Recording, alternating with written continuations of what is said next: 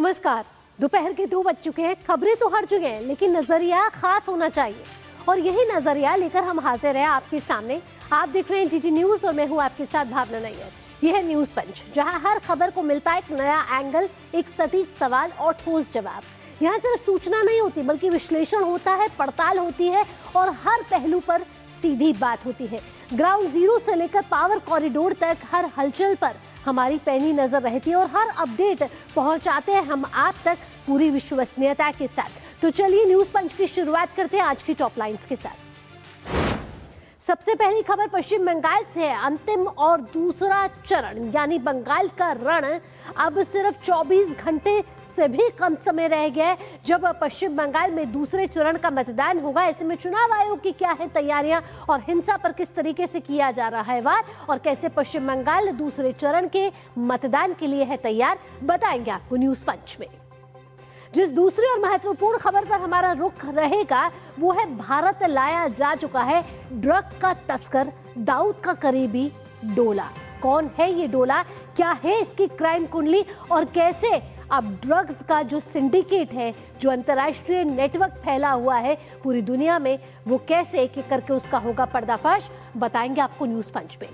और तीसरी और अहम खबर जो है वो भारतीय रेलवे से जुड़ी हुई है। अब रेलवे आपको खुद बता रहा है कि अगर आप तत्काल में टिकट बुक कराना चाह रहे हैं तो वो कौन से उपाय हैं जो आप अपना सकते हैं और आपकी यूं रेलवे टिकट जो है वो तत्काल में बुक हो जाएगी। साथ ही साथ रेलवे का आधुनिकीकरण और वंदे भारत की कैसे बढ़ रही है लोकप्रियता, बताएंगे आपको न्यूज पंच में। चलिए न्यूज पंच की शुरुआत करते हैं और एक एक खबर को आपको विस्तार के साथ बताते हैं। पहली खबर पश्चिम बंगाल से है। पश्चिम बंगाल की सियासत अब अपने निर्णायक मोड़ पर पहुंच चुकी है। कल यानी 29 अप्रैल का दिन बड़ा ही महत्वपूर्ण है क्योंकि लोकतंत्र का महासंग्राम हो या लोकतंत्र का महापर्व हो, वो दिन जब आप कह सकते हैं कि बंगाल का फाइनल मैच अब आ चुका है और यहाँ से निकलने वाली है सत्ता की चाबी।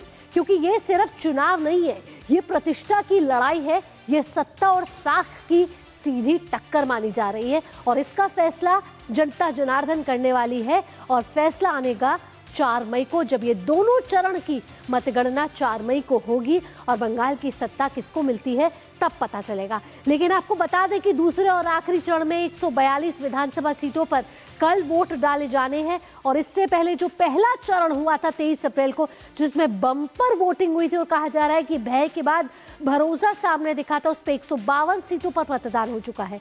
अब पूरा फोकस इस आखिरी मैच पर है। कहा जा रहा है ये फाइनल मैच है पश्चिम बंगाल का, जहां हर वोट मायने रखता है क्योंकि इस फाइनल मुकाबले में सबसे बड़ा चेहरा है ममता बनर्जी, जो भवानीपुर सीट से मैदान में है और उनके सामने टक्कर देने के लिए बीजेपी के दिग्गज नेता है शुवेंदु अधिकारी।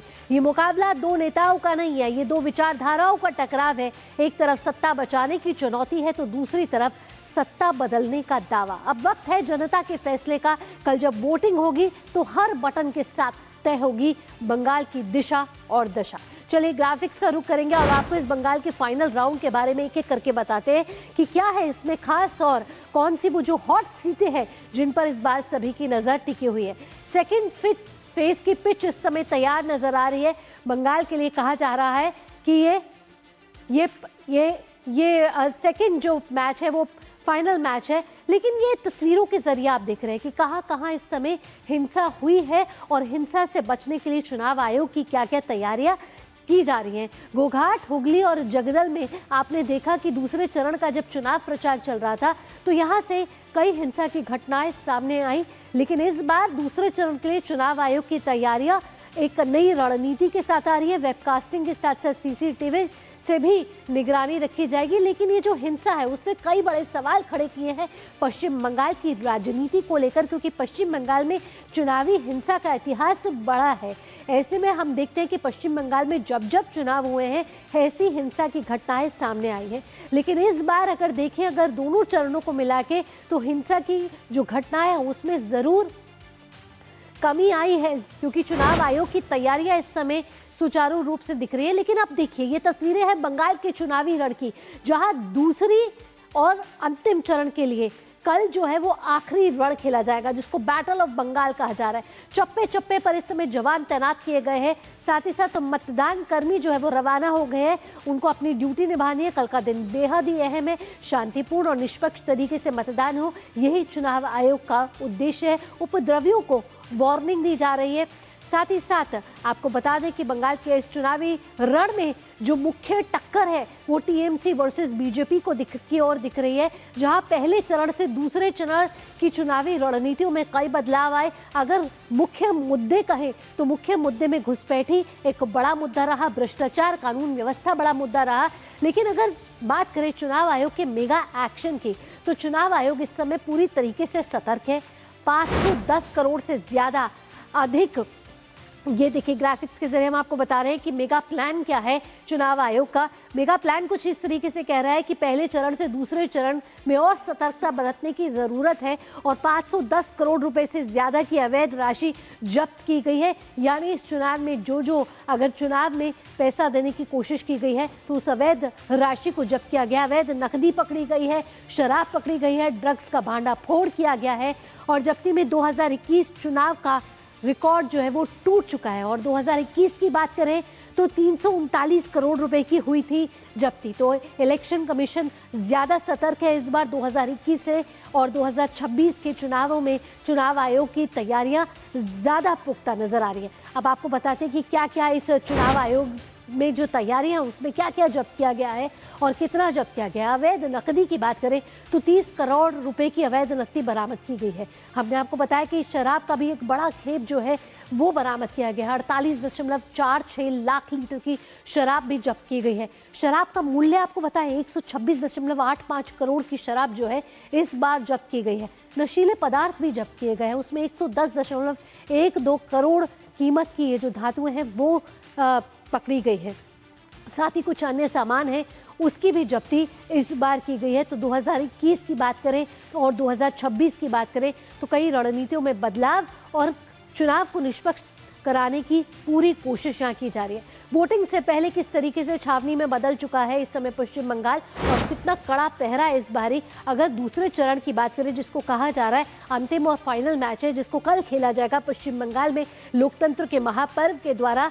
और साथ ही आपको बता दें कि चुनाव से पहले कड़ी सुरक्षा पर फोकस किया जा रहा है, और ये जो कड़ी सुरक्षा है यानी कि एक सुरक्षा कवच यहाँ पश्चिम बंगाल में इस समय बन गया है। जहाँ जहाँ कल मतदान होना है 26 IPS WPPS अधिकारियों की खास तैनाती इस बार की गई है। कई जो संवेदनशील जिले हैं या कमिश्नरेट है उसमें स्पेशल अधिकारी इस बार भेजे गए हैं ताकि वो अधिकारी निगरानी रख सके, सुपरविजन कर सके।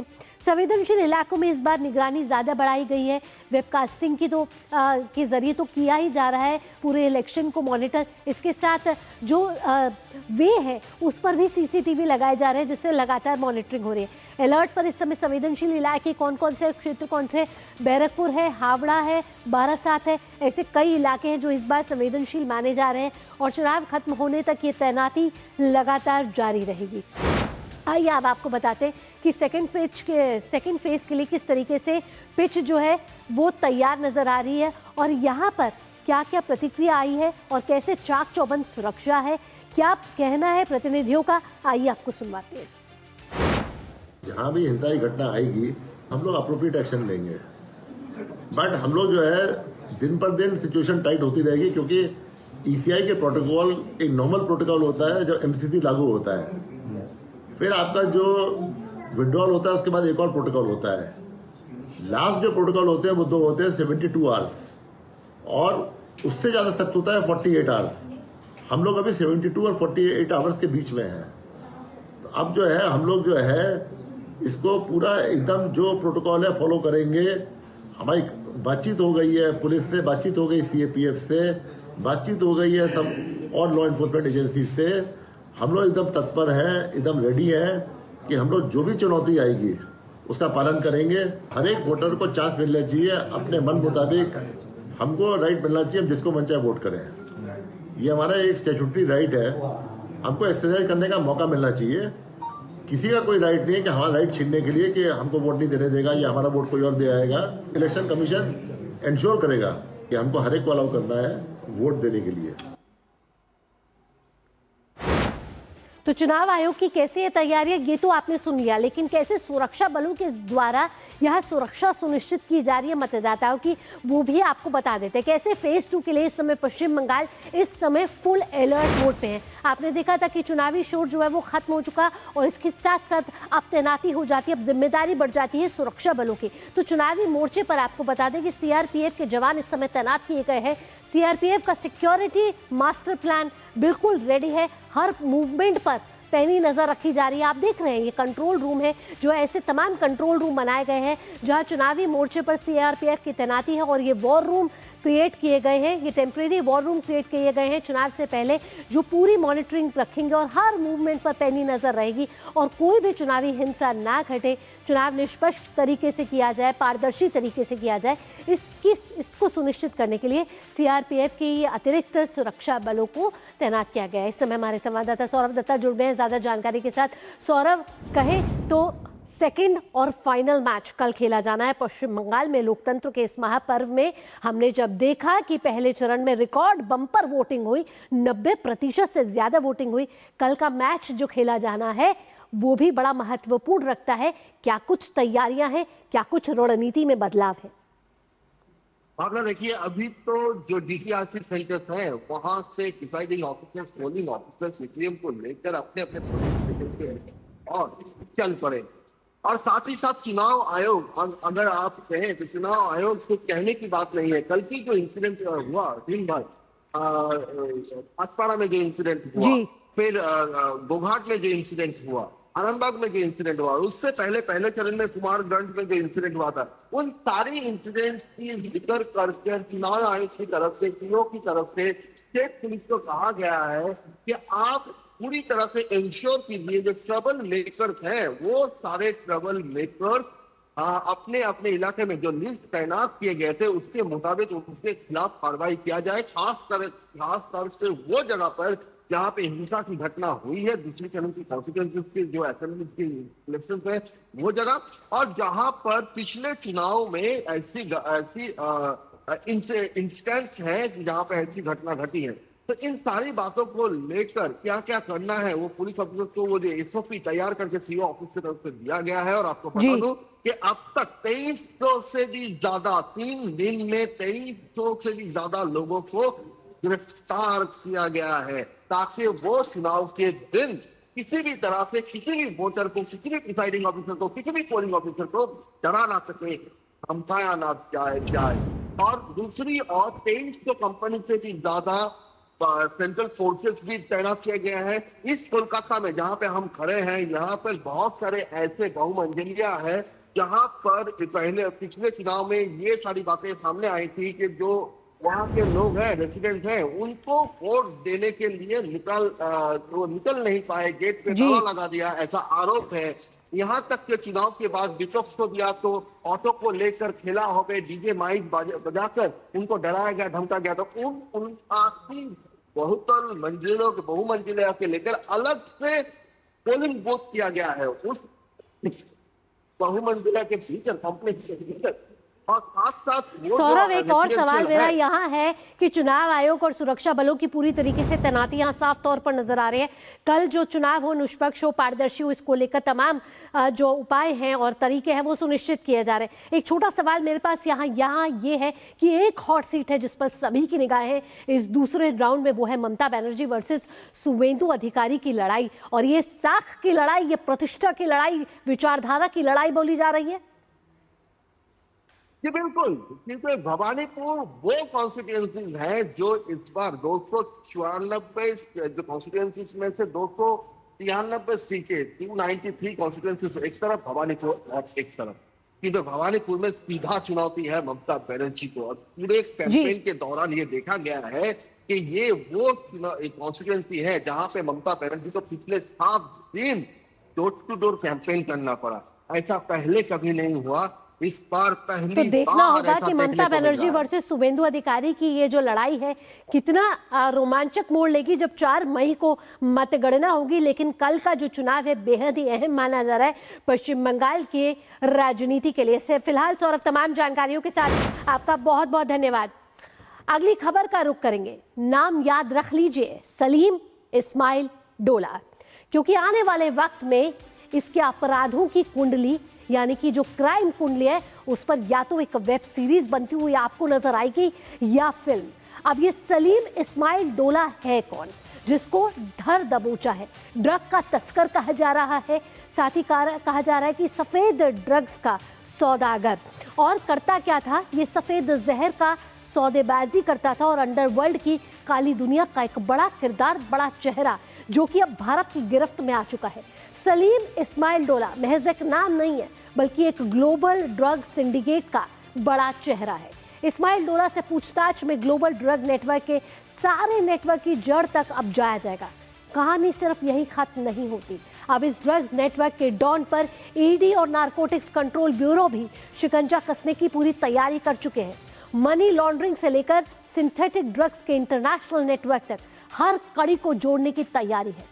दुबई से सहयोगियों की पहले ही गिरफ्तारी हो चुकी है, परिवार के सदस्यों को पहले ही भारत लिया जा चुका है और अब डोला का पकड़ा जाना एक बड़ी कामयाबी यह माना जा रहा है। ड्रग साम्राज्य पर यह बड़ा वार कहा जा रहा है। कौन है ये दाऊद का खास बहुत जिसको लाया गया है भारत? आइए आपको ग्राफिक्स के जरिए बताते हैं कि खुफिया अधिकारी कर रहे हैं अब इस्माइल डोला से पूछताछ। मुंबई पुलिस इसकी पूरी पूछताछ कर रही है क्योंकि मुंबई पुलिस को सौंपी जा चुकी है इसकी जांच का जिम्मा। साथ ही आपको बता दें कि इंटरपोल के रेड कॉर्नर नोटिस के बाद ये पूरी कार्रवाई की गई है। कई देशों में ये डोला जो है अपना सिंडिकेट चला रहा था। भारत जो है वो तमाम तरीके अपना चुका था, कैसे सहयोगियों को पहले पकड़ा, फिर इसके बेटे को पकड़ा और अब डोला को भारत ले आके लाया जा चुका है। तुर्की में इसकी गिरफ्तारी हुई थी और फिर अंतर्राष्ट्रीय एजेंसियों के साथ बातचीत करके भारत इसको लाया गया। इस्तांबुल में भारतीय इनपुट पर यह गिरफ्तारी हुई है और अब प्रत्यर्पण जो हुआ है वो डोला का हो चुका है। आइए अब आगे बढ़ेंगे। केंद्रीय गृह मंत्री ने भाई इस पर प्रतिक्रिया दी है। नार्को सिंडिकेट के खिलाफ जीरो टॉलरेंस की यहाँ बात की गई है। नार्कोटिक्स ब्यूरो ने आज तुर्की से कुख्यात ड्रग तस्कर मोहम्मद सलीम डोला को वापस लाने में एक बड़ी कामयाबी हासिल की है, ये कहना केंद्रीय गृह मंत्री का। और साथ ही मोदी सरकार के ड्रग कार्टेल को पूरी तरह से खत्म करने के मिशन के तहत हमारी एजेंसियों ने वैश्विक एजेंसियों के साथ मिलकर सीमा पार भी अपनी पकड़ को मजबूत कर लिया है। ड्रग सरगनाओं के छिपने के लिए अब कोई भी जगह सुरक्षित नहीं है। नार्कोटिक्स ब्यूरो ने आज तुर्की से कुख्यात ड्रग तस्कर मोहम्मद सलीम डोला की वापसी सुनिश्चित करने में बड़ी सफलता हासिल की है। मोदी सरकार के ड्रग कार्टेल को निर्ममता से कुचलने के मिशन के तहत हमारी एंटी नार्कोटिक्स एजेंसियों ने वैश्विक एजेंसियों के मजबूत नेटवर्क के जरिए अपनी पहुंच सीमाओं के पार तक बढ़ा दी है। अब वे कहीं भी छिपे ड्रग किंग पिन के लिए कोई भी जगह सुरक्षित नहीं है। साथ ही आपको बात बताते हैं अब ये सलीम डोला की क्राइम कुंडली। कौन है ये सलीम डोला और क्यों इसको ड्रग का सौदागर कहा जा रहा है, सफेद जहर का सौदागर कहा जा रहा है? कम उम्र में रखा था अंडरवर्ल्ड में कदम और अभी भी ज़्यादा उम्र नहीं है, 7 से कम उम्र के हैं ये इस्माइल डोला। छोटा शकील से दोस्ती यारी हुई जिसके बाद दाऊद इब्राहिम की गैंग का ये एक महत्वपूर्ण हिस्सा और कहीं ना कहीं एक बड़ा चेहरा बन गए जिसको आज भारत लाया जा चुका है। इसके साथ गांजा तस्करी से शुरुआत की थी, बहुत छोटा तस्कर था और धीरे धीरे इंटरनेशनल सिंडिकेट जो है बढ़ता गया। इसका सिंथेटिक ड्रग और गांजा सप्लायर है और ड्रग सप्लाई के दौरान दाऊद से कनेक्शन इसका माना जाता है। दाऊद से एक बड़ा डी कंपनी के साथ इसका कहीं ना कहीं एक बड़ा कनेक्शन है। शुरू में मुंबई दिल्ली से करता था गुटखा सप्लाई, लेकिन धीरे धीरे ये नेटवर्क बढ़ता गया। आइए अब आपको बताते हैं कि कैसे ये जो डोला है वो बना ड्रग तस्कर। आइए आपको इसकी क्राइम कुंडली बताते हैं कि कैसे ये आगे बढ़ी क्रोनोलॉजिकल ऑर्डर में। 2012 में सलीम हुआ था गिरफ्तार सबसे पहले भी यानी कि इसकी गिरफ्तारी हो चुकी है। एनसीबी ने इसको पकड़ा था 80 किलो गांजा के साथ और अब ये जो 80 किलो गांजा है ना, इसको 5000 किलो ड्रग सप्लाई का कहीं ना कहीं सौदागर माना जा रहा है। 5 साल जेल रहने के बाद सलीम बरी हुआ और बाहर हुई कैलाश राजपूत से इसकी मुलाकात। फरार ड्रग सप्लायर है कैलाश राजपूत। इस समय डी कंपनी से कई कनेक्शन इसके साथ माने जा रहे हैं और अंडरवर्ल्ड डॉन दाऊद इब्राहिम की कंपनी का ये बड़ा हिस्सा है। तो आपको बता दिया है हमने कि कौन है ये डोला और कैसे इसका नेटवर्क बढ़ा, जो अब एक करके ये सीधा उनसे बातचीत करते हैं। मुकेश, क्योंकि अब गिरफ्तारी हो चुकी है, भारत लाया जा चुका है इसको। अब कैसे अंतर्राष्ट्रीय इसका नेटवर्क था और ड्रग तस्करी कैसे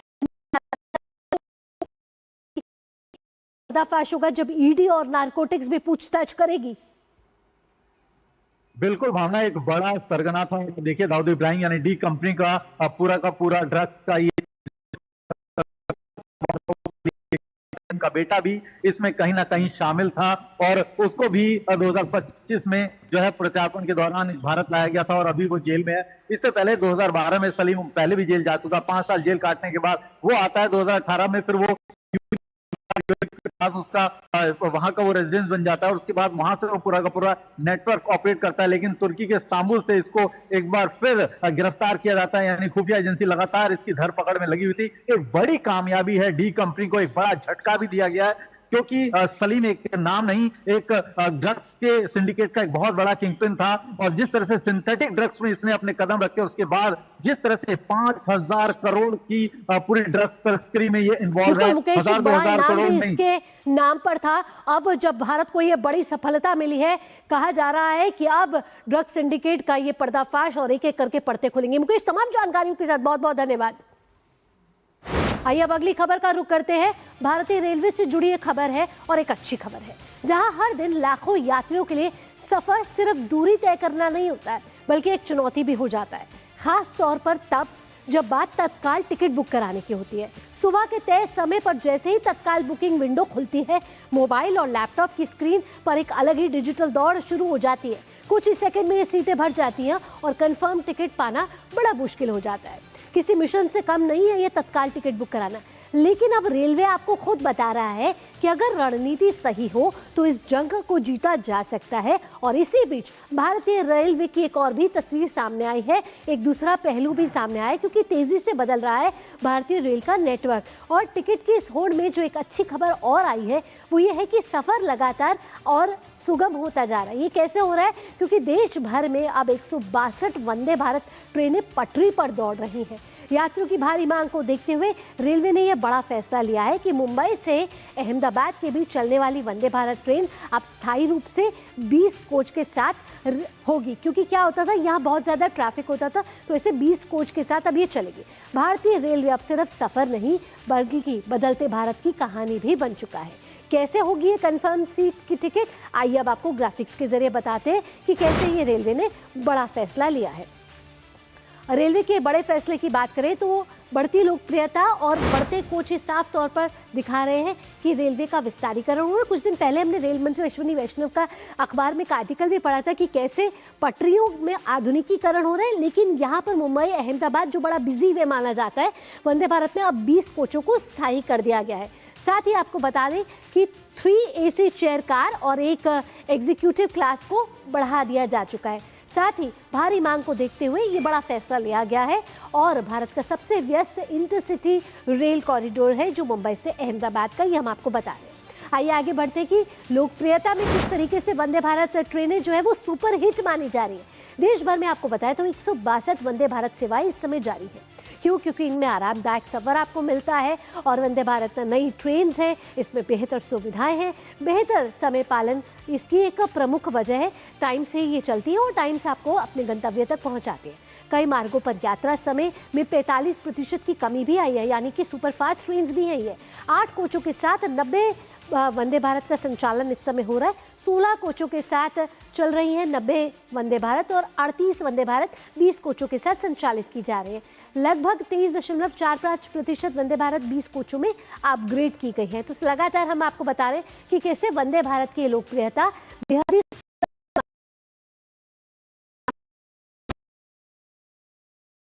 जिस तरीके से हम ये खूबसूरत तस्वीर भारतीय रेलवे की दिखा रहे हैं, जिसमें अब आपको तत्काल टिकट कैसे बुक इस तरीके से तब्दीलियां की जा रही हैं। जो बेहद ही बिजी रोड्स हैं उसमें कोचेस बढ़ाए जा रहे हैं।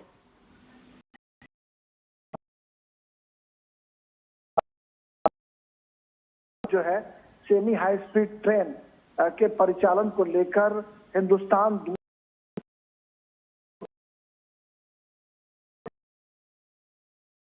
अब कहीं ना कहीं बुलेट ट्रेन चलाने का जो सपना है वो भी साकार होने वाला है। और 2027 में ये उम्मीद की जा सकती है कि मुंबई करने के लिए भारतीय रेल लगातार प्रयास कर रही है। उसके एक खंड पर परिचालन ट्रायल जो है वो निश्चित तौर पर किया जा सकेगा और रही है। आप देख सकते हैं कि जिस तरीके से हर एक शहरों तक इस ट्रेन की पहुंच हो गई है। लग्जरियस ट्रेन है, लिहाजा ट्रेनों में टिकटों की जो है वो मारामारी दिखाई पड़ती है और निश्चित तौर पर एक सुखद और सुहाने सफर का लुत्फ जो है वो उठाना चाहते हैं मुसाफिर। और शायद यही वजह है कि मुसाफिरों के लिए यह ट्रेन एक सपनों की रेल बनकर आई है। कीमतों का प्रवाह न करते हुए मुसाफिर अब निश्चित तौर पर ये चाहते हैं कि उन्हें सुगम और सुहाने सफर का आनंद मिल सके और इसके लिए वो कहीं ना कहीं इस भारतीय रेलवे पर भरोसा कर रहे हैं। और भारतीय रेलवे की जो लोकप्रियता है वंदे भारत के साथ वे लगातार बढ़ रही है और भारतीय रेलवे भी तमाम तरीके के नियमों में परिवर्तन करके जो पैसेंजर्स है, यात्रियों के लिए सुगम यात्रा करने के लिए तमाम प्रयास लगातार जारी। राजेश, तमाम जानकारियों के साथ यहाँ आपका बहुत बहुत धन्यवाद। इसी के साथ न्यूज पंच में फिलहाल इतना ही। देश और दुनिया की बाकी खबरों के लिए आप जुड़े रहिए DD न्यूज के साथ। दीजिए अनुमति, नमस्कार।